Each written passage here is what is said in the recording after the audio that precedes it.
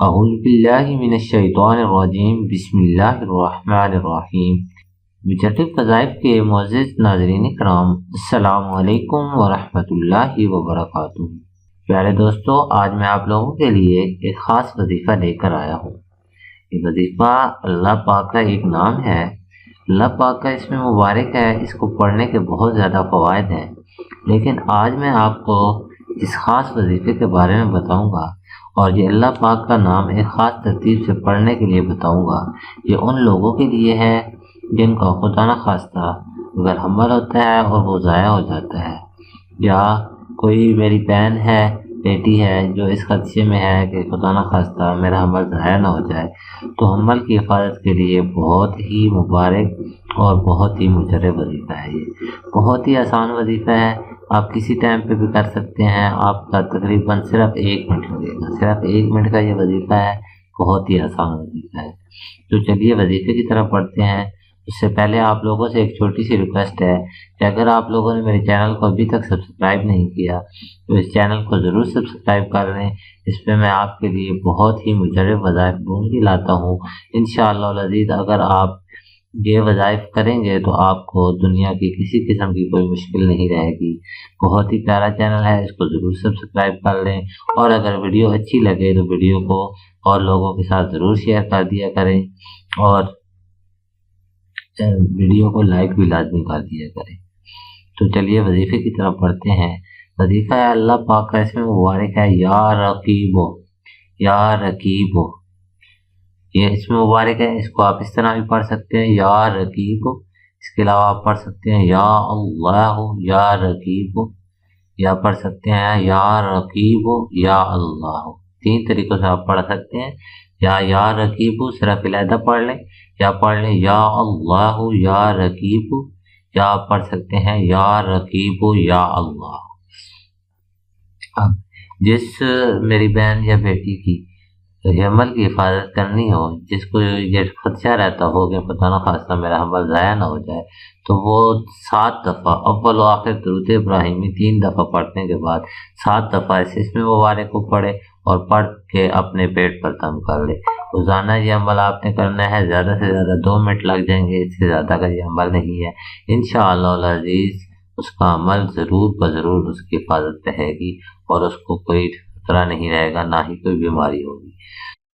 دوستو یہ تو تھا یہ عمل کی حفاظت کے لیے۔ اب میں آپ کو بتاتا ہوں کہ اگر آپ اس میں مبارک کا ورد کریں گے تو کس طریقے سے اس میں مبارک کا ورد کر کے ہم کون کون سے فوائد حاصل کر سکتے ہیں۔ تو سب سے پہلے اگر آپ یا رقیبو کا مطلب دیکھیں تو یا رقیبو کا مطلب ہوتا ہے محافظ، یعنی کہ حفاظت کرنے والا۔ تو اس میں مبارک یعنی کہ یا رقیبو کے ورد کرنے سے آپ کو یہ مال و عیال محفوظ رہیں گے۔ اگر آپ ہر وقت جب بھی آپ کو یاد آتا ہے آپ حضو بیا حضو اس میں مبارک یا رقیبو کا ورد کرتے رہتے ہیں تو انشاءاللہ آپ کی مال اور اولاد کی حفاظت ہوگی۔ اس کے علاوہ جو شخص اپنے اہل و عیال پر اس اسم مبارک کو 7 دفعہ پڑھ کر دم کر دیتے ہیں تو اللہ تعالیٰ ان کو اپنی حفاظت میں لے لیتا ہے۔ اس کے علاوہ جو کوئی آپ پریشانی میں یا رقیبو 3 بار پڑھ کر گھومتے انشاءاللہ العزیز اس کی بھی حفاظت رہتی ہے۔ اگر کوئی بیمار پر 3 دفعہ یا رقیبو پڑھے، یا کسی کے جسم پر کوئی پھوڑے پھنسی وغیرہ ہوں، اس پر اگر 3 دفعہ یا رقیبو پڑھ کر پھونک دیا جائے تو وہ پھوڑے پھنسی اور دانے وغیرہ ختم ہو جائیں گے۔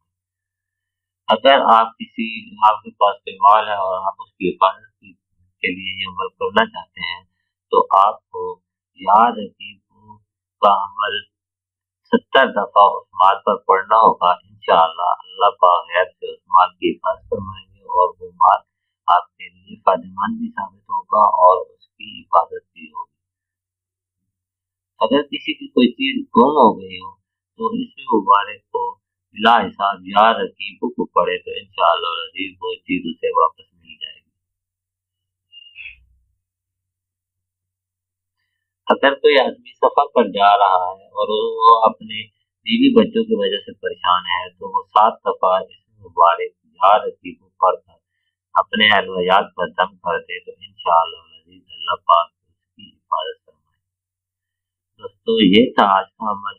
अब मैं आपको इस अमल को करने के लिए कुछ शराइत बताता हूँ। ये शराइत बहुत ही ज़रूरी है। आपने अगर ये सही तरीके से सुन लिया और इन पर अमल कर लिया तो इंशाअल्लाह अज़ीज़ आपको ज़िंदगी में इसका बहुत फ़ायदा हासिल होगा। दोस्तों सबसे पहली शर्त ये है कि आपकी नीयत पाक होनी चाहिए और नीयत दुरुस्त होनी चाहिए। दोस्तों आपने बहुत दफ़ा सुन रखा होगा कि अमाल का दारोमदार नीयतों पर होता है। इन्नमल आमालु बिन्नियात, यानी कि अमाल का दारोमदार नीयतों पर होता है। अगर आप कोई भी अच्छा काम करते हैं लेकिन उसमें आपकी नीयत अच्छी नहीं होती तो आपको उसका सवाब नहीं मिलता। लिहाजा कोई भी अमल करने से पहले अच्छी अच्छी नीयतें ज़रूर कर लेनी चाहिए। सबसे पहले तो आपको ये नियत करनी चाहिए कि इंशाअल्लाह अज़ीज़ मैं हमेशा गुनाह से बचता रहूँगा। अगर कभी मुझे मौका भी मिला तो मैं गुनाह के करीब नहीं जाऊँगा। इसके अलावा ना ही मैं किसी मुसलमान का या किसी भी इंसान का दिल दुखाऊँगा और ना ही किसी की ग़ीबत करूँगा। दोस्तों ग़ीबत ऐसा गुनाह है जो कि आपकी नेकियों को मुकम्मल तौर पर खा जाता है। इसकी बहुत ज़्यादा ममानत है तो कोशिश करनी चाहिए कि ग़ीबत नहीं करेंगे। इसके अलावा ये भी नियत कर लें कि हर काम में सुन्नत के मुताबिक करने की कोशिश करें। ये हो गया हमारा पहला नियत। नियत बहुत ज़रूरी अमल है। नियत आपने हमेशा साफ नियत रखनी है। उसके बाद दूसरा काम है कि कोशिश करनी है हर वक्त बावजूद रहने की। दोस्तों आप ये अमल करेंगे, अगर आप या रकीबों का अमल करते हैं तो अगर वुज़ू की हालत में करेंगे तो कितना फ़ायदा होगा। आप खुद सोच सकते हैं। ये कोई इतना मुश्किल काम नहीं है। मुश्किल हम लोगों के लिए सिर्फ ये है कि हमें बेवुज़ू रहने की आदत पड़ चुकी है। अगर हम इसी तरीके से बावुज़ू रहेंगे तो अल्लाह पाक करम करेंगे और हमारे ऊपर एहसान भी होगा और हम बहुत सारी बुराइयों से बच भी सकेंगे। तो कोशिश करनी है कि हमेशा बावुज़ू रहना है। नंबर 3 जो चीज़ है वो है मसनून दुआएँ, यानी कि सुबह उठेंगे तो सुबह उठने की दुआ, उसके बाद ये बैतुल कला में जाएँगे तो बैतुल कला की दुआ, यानी कि जो-जो मसनून दुआएँ हैं इंशाअल्लाह अज़ीज़ मेरे चैनल पे मसनून दुआएँ मैं अपलोड करता रहूँगा। तो आपने वो याद कर लेनी है और कोशिश करनी है कि मसनून दुआओं का बहुत ज़्यादा एहतमाम करें। दोस्तों इसका बहुत ज़्यादा फ़ायदा होता है। अगर बैतुल कला की दुआओं के फ़वाइद मैं आपको बताना शुरू कर दूँ तो ये वीडियो बहुत ज़्यादा लंबी हो जाएगी। इसके इतने फ़वाइद हैं कि गिने नहीं जा सकते। उसके अलावा सुबह शाम के जो अज़कार हैं, जो मसनून अज़कार हैं वो ज़रूर करने चाहिए। वो भी कोशिश करें कि मैं ज़रूर ये मसनून अज़कार किया करूँगा।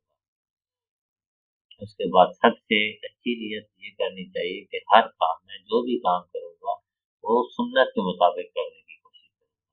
क्योंकि काम तो हमने हमारी ज़िंदगी के रोज़मर्रा के काम होते हैं वो तो हमें करने ही हैं। लेकिन अगर हमने काम सुन्नत के मुताबिक किया तो इंशाअल्लाह अज़ीज़ इसका हमें ज़रूर ब ज़रूर फ़ायदा भी होगा।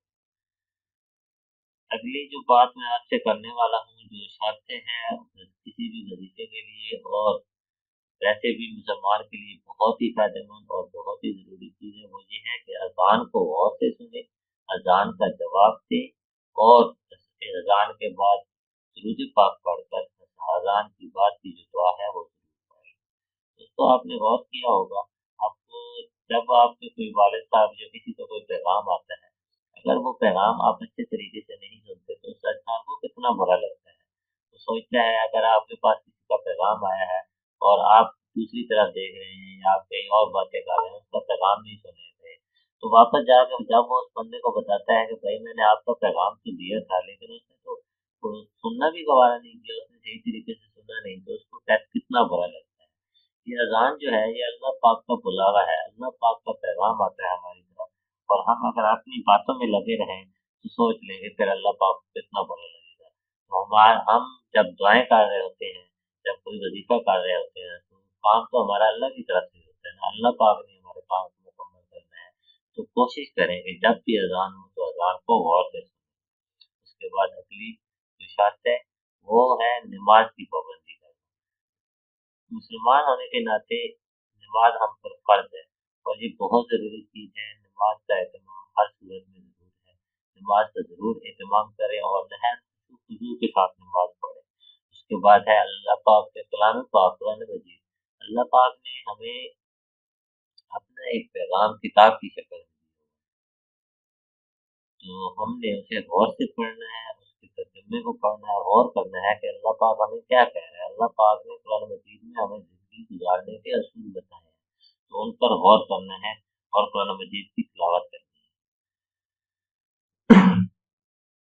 اس کے بعد اگلی بات یہ ہے کہ کوئی بھی وظیفہ تو کر رہے ہیں، وہ تو آپ چلتے پھرتے کر رہے ہیں، لیکن آپ اپنی زندگی میں سے چاہے صبح کے وقت یا رات کے وقت 10 سے 15 منٹ اللہ پاک کے لیے نکالیں، خالص اللہ پاک کے لیے، اللہ سے باتیں کرنے کے لیے آپ نے 10 سے 15 منٹ ضرور نکالنے ہیں، اور ان بنا اللہ پاک سے راز و نیاز کرنا ہے۔ اللہ پاک سے دوستوں جب آپ کو مانگنے کی عادت پڑ جائے گی نا، تو انشاءاللہ عزیز پھر آپ کے تمام بگڑے ہوئے کام بھی بڑے آسانی سے حل ہو جائیں گے۔ بس آپ 15 منٹ 20 منٹ ہو سکے جتنا ہو سکتا ہے نا، وہ آپ نکال لیں اور وہ اپنے اللہ سے باتیں کیا کریں، انشاءاللہ العزیز اللہ پاک آپ کی مدد فرمائیں گے۔ اس کے علاوہ قرآن مجید میں بھی ہے صدق اللہ ان شکرتم لازیدنکم، اگر آپ شکر کرتے ہو تو میں آپ کو اور زیادہ دوں گا، تو ہمیشہ شکر کی عادت ڈالیں، جو بھی اللہ کی طرف سے آپ کو جو بھی نعمت ملے اس پر شکر کرنے کی عادت ڈالیں۔ اس کے علاوہ ہے صبر کرنا۔ صبر کرنے کا مطلب یہ ہوتا ہے دوستوں، ہمارے اوپر جب بھی کوئی مصیبت آتی ہے، اگر ہم پہلے واویلا کرتے ہیں، شور مچاتے ہیں، اس کے بعد صبر تو ہم نے کرنا ہی ہے، لیکن وہ صبر نہیں ہے۔ صبر وہی ہے جو فرسٹ ٹائم جب آپ کے کوئی پریشانی آتی ہے، آپ اس وقت اگر صبر کریں گے تو اس کو صبر کہا جاتا ہے۔ فرسٹ ٹائم آپ نے صبر کرنا ہے، اسی کو صبر کہا جاتا ہے۔ اور اگلی چیز ہے نرم مزاجی اختیار کرنی ہے، کسی کے ساتھ لڑائی جھگڑا، اگر آپ کو غصہ آ جاتا ہے تو پھر بھی آپ نے غصے پہ کنٹرول کرنا ہے اور نرم مزاجی اختیار کرنا ہے۔ جی تو دوستو، آج کے لیے اتنا ہی۔ امید کرتا ہوں کہ آپ کو یہ ویڈیو پسند آئی ہوگی۔ ویڈیو کو لائک ضرور کر دیں اور اپنے دوستوں کے ساتھ بھی ضرور شیئر کریں، اور اگر میرے چینل کو ابھی تک سبسکرائب نہیں کیا تو چینل کو ضرور سبسکرائب کریں۔ تو ہمیں یاد رکھیے گا، ملتے ہیں